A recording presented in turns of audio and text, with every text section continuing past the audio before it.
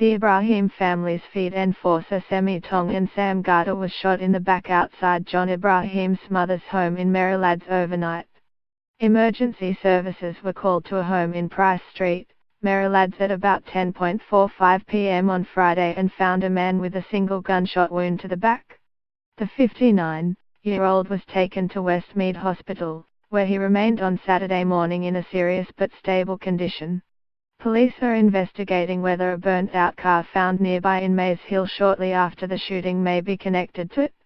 Chief Inspector Bradfield Peters of Holroyd Local Area Command said the gunman may have come through a side fence into the backyard of the home, where Ngata was socializing with several people. Mr. Peters said extra officers had been deployed to ward off possible reprisal attacks after the brazen shooting.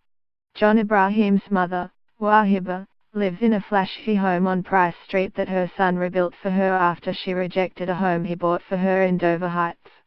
Ngata has worked as a bodyguard for nightclub boss John Ibrahim for more than a decade after the pair met in King's Cross in the 1990s.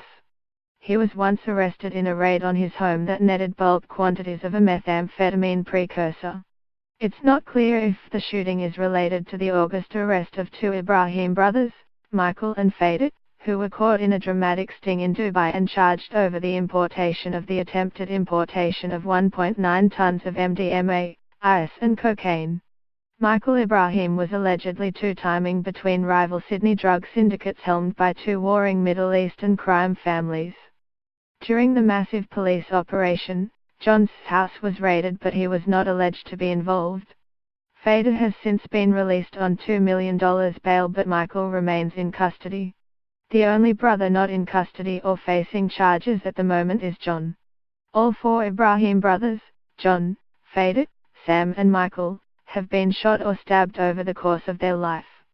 The most recent was a drive-by shooting that hit the youngest, Michael, in the shoulder as he stood on Macquarie Street in the CBD one night in January 2015. He had been released from prison 5 months earlier after serving time for manslaughter. In a lengthy interview in 2014, John Ibrahim told the Australian Financial Review he was unimpressed with criminals in Sydney. Who really shoots other people's houses in the middle of the night? He said. With Patrick Begley.